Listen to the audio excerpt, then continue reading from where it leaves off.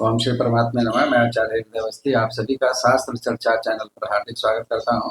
परम पूज्य गुरु जी प्रातः स्मरणीय प्रोफेसर पंडित भागवत शरण वेद मूर्ति तपोनिषद गीता उपनिषद पुराण और धर्मशास्त्र के विशेषज्ञ और व्याकरण विभाग के पूर्व विभागाध्यक्ष संस्कृत धर्म विज्ञान संकाय काशी विश्वविद्यालय वाराणसी हम लोग को चरक संहिता पर ज्ञान दे रहे हैं और शारीर स्थान का 6वां अध्याय है और 24वें श्लोक से गुरु जी आज सरल शास्त्रीय अर्थ हम लोग को सिखाएंगे। तो चलते गुरु जी की ओर।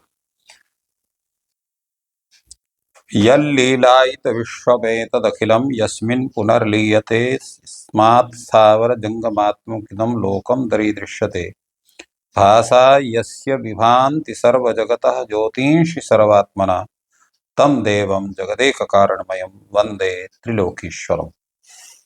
शास्त्र चर्चा इस चैनल से संबद्ध सभी विद्वद्गण, सभी जिज्ञासु छात्र वृंद, सहृदय सज्जन वृंद एवं इस चैनल के व्यवस्थापक आचार्य हरिहृदय अवस्थी जी, आप सभी का चरक संहिता के शारीर स्थान के शरीर विजय शरीराध्याय नामक 6ठ अध्याय की विचार परंपरा में आपका सबका स्वागत है।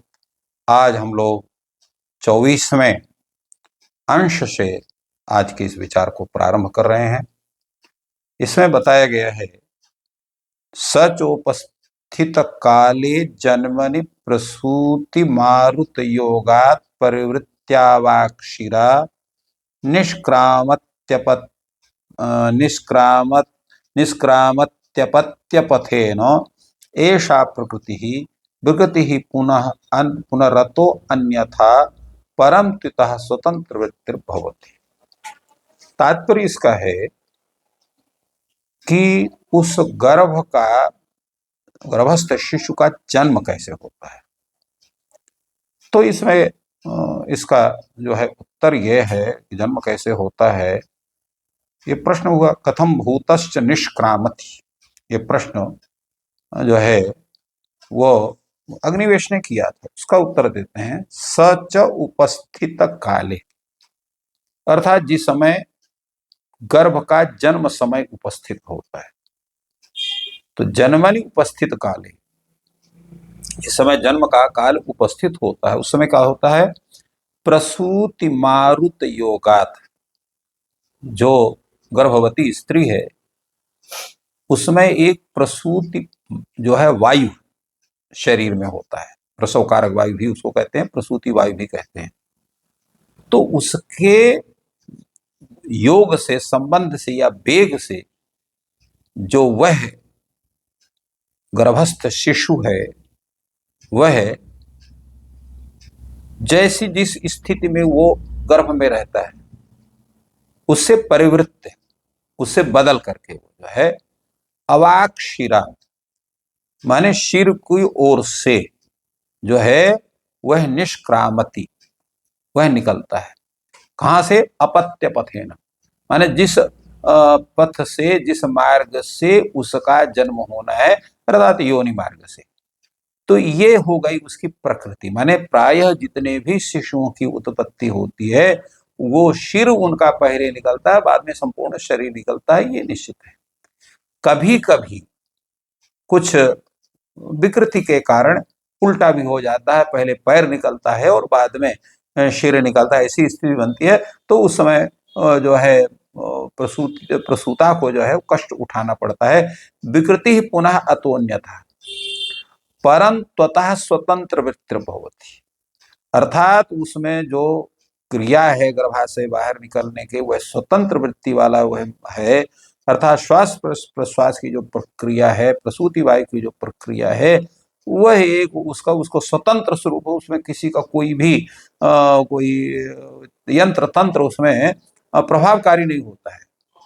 कारण यह है कि वह जो है उसका हृदय स्पंदनशील होता है और जो उसका जो रक्त शोधन में उसके लगे हुए हैं पुष्प इत्यादि वो लग जाते हैं। ऐसे अवस्था में मलमूत्र वो जो छोटा बच्चा है वो करने लगता है, रोने लगता है, इत्यादि उसकी स्थिति होती है। तो वो स्वतः उसकी स्थिति स्वतंत्र वृत्ति की होती है। उस शिशु के विषय में यहाँ पर है। इसमें जो है अन्य जो आचार्य हैं वो भी कहते हैं कि जो है वह जो वायु है वो पक्वाशय में वहां पर प्रविष्ट होती है और उससे उससे वात मूत्र जो पुरुष इत्यादि जो गर्भस्थ शिशु है वहां नहीं करता है। जब बाहर निकलता है तो उसके मल आदि उसे निकलते हैं। तो तस्य आहारोपचारौ जाति सूत्रीयोपदिष्टौ अविकार करौ चाहे व्रत करौ होता। वो जो जन्म है, जो शिशु का जन्म हुआ, अब उसके जन्म होने के पहले उसके बाद में प्रश्न होता है कई ही अव्याधि भी अभिवर्धते, कौन से ऐसे कार्य हैं जिससे उसकी अभिवृद्धि होती है।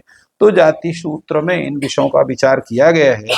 उस पर यहाँ पर कथन है कि जाति सूत्री में प्रकरण में जिन आहार विहार का जो उपदेश किया गया है उनको बतलाया गया है वो कैसे हैं, अविकार करो, वो उसको वो जो है अभी मतलब उसको आहार विहार जितने हैं उसको हानिकारक नहीं, और कैसे हैं वो अभिवृद्धि करो, उस शिशु को बढ़ाने वाले हैं, उसको जो है पुष्ट करने वाले हैं, इसलिए उनका व्यवहार करना चाहिए। फिर इसके बाद तीसरा प्रश्न हुआ है कि किन आहार उपचार के कारण जातक जो है वो शिशु अवस्था में ही मृत्यु को प्राप्त करता है। कैश्चायम आहारोपचार जातः सद्य हन्यते। तो उस पर उत्तर दिया उन्होंने कि ताभ्याम ए विषम सेविताभ्याम, जब उन्हीं जो है जाति जो है उस जाति सूत्रीय में जिन विषयों का कथन है, उन विषयों का जो कथन उनका अगर हम विषम रूप में सेवित करते हैं, विषम सेविताभ्याम जातः सद्यः उपहन्यते, तो वह जो शिशु है जिसका भी सद्यः जन्म हुआ है वो नष्ट भी हो जाता है। तो उपहन्यते तरुरिव अचिर व्यपरोपितः वातातापाभ्याम अप्रतिष्ठित मूला। किस तरह से वो मर जाता है, जैसे अभी आप कोई एक नया पेड़ लगाइए परंतु अभी ठीक से लगा नहीं है और उसको आपने ठीक से चारों तरफ से मिट्टी लगाकर उसको दबाकर उसको दृढ़ बनाया नहीं है, तो अगर कहीं पर जो है अधिक वर्षा हो गई और उसी के साथ साथ वायु का प्रकोप हो गया अर्थात तेज वायु बहने लग गई, तो वह जो आरोपित जो वृक्ष है पौधा है वो गिर जाएगा, नष्ट हो जाएगा।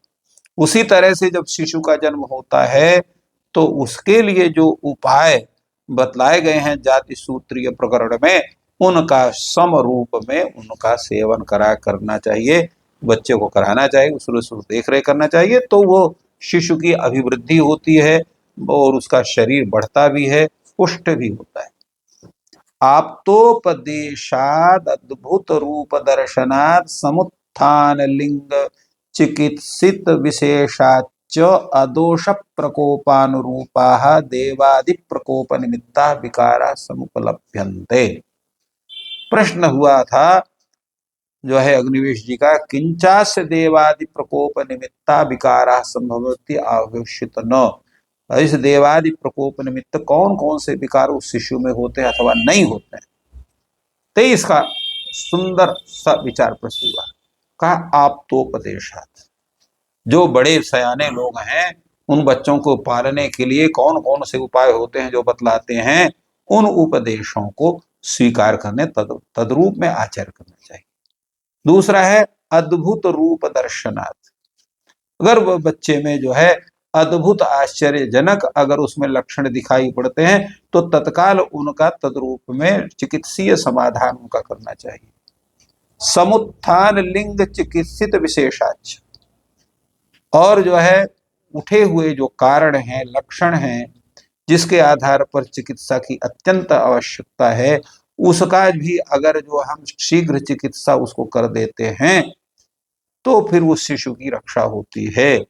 और अदोष प्रकोपानुरूपा, और दोष प्रकोप के विपरीत जो लक्षण दिखाई पड़ते हैं, देवादिग्रह जनित रोग दिखाई पड़ते हैं, उनका भी समाधान हम जब करते हैं, क्योंकि यही विकार उपलब्ध होते हैं, उन विकारों का शीघ्र समाधान करने के लिए चिकित्सा आवश्यक होती है। काला काल मृत्योस्तु खलु भावा भावयोः इदम अध्यवसितम नः। काल और अकाल मृत्यु के विषय में लेकर के जो है भावाभाव्यो इदम न अध्यवश्यतो, उसके भाव और अभाव मान मृत्यु का अभाव या मृत्यु का अभाव, इस तरह से उसमें निश्चित विचार किया गया है। क्या विचार किया गया है? यह कश्चित म्रियते स काल एव म्रियते। कोई जो है ऐसा व्यक्ति है जो जो है कोई उसका वो मरता है और जो है उस पर जो है वह समय पर ही मरता है, क्योंकि कोई छिद्र उसमें दिखाई नहीं पड़ता है। तो ऐसा व्यक्ति जो है अपने मृत्यु काल में ही मिलता है। नहीं काल छिद्रम असि, माने उसके मृत्यु का कोई भी छिद्र, कोई भी दोष नहीं दिखाता, ऐसा लोग कहते हैं कि इत्ते के भाषणते तच्च असम्यक, वो ठीक नहीं है। नहीं अच्छिद्रता सच्छिद्रता वा कालस्य उपपद्यते, कारण यह है कि इसमें छिद्रता है माने दोष है, दोष नहीं है, इसका जो है वो काल के कारण उसकी सिद्धि नहीं होती। कहा क्यों? काल स्वलक्षण स्वभाव, काल जो है अपने लक्षण के अनुकूल रहता है। कुछ लोग कहते तत्राहु अपरे, कुछ लोग कहते हैं यो यदा ब्रियते सतस्य नियतः मृत्यु काला, जिसकी जो है जब मृत्यु होती है तभी उसका मृत्यु काल होता है। तस् सर्वे भावा यथा स्वम नियत काला भविष्यन्ति, इसलिए उसके जितने भी कारण हैं वो यथा समय, यथा स्वरूप में, यथा लक्षण नियत समय में होते हैं।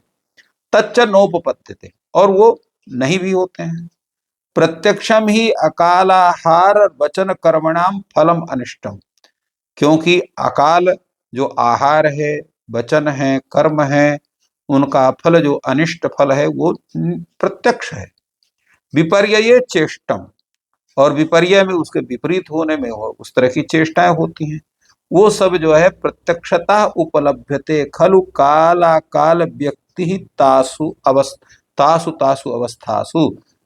तो इसलिए जो प्रत्यक्ष जो उपलब्ध है वह जो है चाहे काल है अथवा अकाल है, वो व्यक्ति में उन अवस्थाओं में तम तमर्थम अभिसमेक्ष उन अर्थों का, उन लक्षणों का समीक्षण करे। तद यथा कालः अयम अस्य व्याधे आहार से औषध से, जैसे यह समय है व्याधि के आहार संबंधी व्याधि के औषध का है। प्रतिकर्मण विसर्ग से, इसलिए उसके व्याधि के नाश के लिए हमको जो है औषध आदि का विचार होना चाहिए। अथवा उसका जो है अकाल है, उचित समय नहीं है। लोकोपि ये तद्भवति, लोक में भी ऐसा देखा जाता है। तात्पर्य है कि अगर रोग उत्पन्न हुआ है तो वो उस समय उसके उपचार का समय है कि नहीं है, इसका भी वैद्य को परीक्षण करना चाहिए। जो है लोक में, समाज में भी ये दिखाया जाता है। काले देव वर्षति, काले देव वर्षति, जो मेघ हैं वो वर्षा काल में भी बरसते हैं और कभी कभी ग्रीष्म ऋतु में, बसंत ऋतु में भी बरसते हैं, तो अकाल में भी वृष्टि होती है। काले शीतम अकाले शीतम, कभी कभी ठंडी जो है तो शीतकाल में होनी चाहिए तो होवे करती है शिशिर ऋतु में और हेमंत ऋतु में। कभी कभी जो है बसंत में भी ठंडी होने लगती है, शरद में भी ठंडी होने लगती है, वर्षा ऋतु में भी ठंडी होने लगती है। तो शीतम काले अकाले शीतम, काले तपति अकाले तपति, इस समय जो है ग्रीष्म ऋतु जो है वो कभी वो समय से होती है, कभी कभी असमय में भी होने लगती है। काले पुष्प फलम अकाले पुष्पफलम, प्राय निश्चित रूप से फूल जो हैं, फल हैं, वसंत ऋतु में अधिक वृक्षों में लगते हैं, परंतु कभी कभी अन्य ऋतुओं में भी लगने लगते हैं। तस्मात् उभयम अस्ति, इसलिए दोनों होता है। कभी कभी काल में भी मृत्यु होती है, अकाल में भी मृत्यु होती है। काले मृत्यु अकाले च नई कांतिकम अत्र, इसी समय मृत्यु होगी अब नहीं कह सकते। यदि ही अकाले मृत्यु न स्यात् नियत काल प्रमाणम आयु, यदि अकाल मृत्यु हो रही है तो समझ लीजिए कि उसका नियत काल प्रमाण उसकी आयु नहीं है, सब कुछ हो सकता है। एवं गते हिताहित ज्ञानम अकारणम स्यात्, इसलिए कोई मृत्यु हो गया तो उसमें हित और अहित का ज्ञान जो है निर्हेतुक है, उसमें कुछ करने की आवश्यकता नहीं है। प्रत्यक्षानुमानोपदेशाश्चा प्रमाणानि स्युः प्रमाणभूता सर्वतंत्रेषु, जो सभी शास्त्रों में प्रमाणभूत जो ये प्रमाण है, जो है आपका प्रत्यक्ष है, अनुमान है, शब्द प्रमाण है, ये मृत्यु के विषय में भैया कोई प्रमाण काम नहीं करते हैं। तो यही ही आयुष्याणि अनायुष्याणि चोपलभ्यन्ते, जिनका आयुष्य है उनकी मृत्यु नहीं होती है, जिनकी आयुष्य समाप्त हो गई है वो उनकी मृत्यु हो जाती है। तो वाग वस्तु मात्र में तद वादम ऋषि मनन्ते, ये ऋषियों का जो है केवल आपस में केवल उनका जो है केवल वाग विलास ही है कि अकाल में मृत्यु होती ही काल मृत्यु। तो इस प्रकार गुरु जी ने प्रसव के तरीके और काल और अकाल मृत्यु का विवेचन किया। आपका बहुत शुभ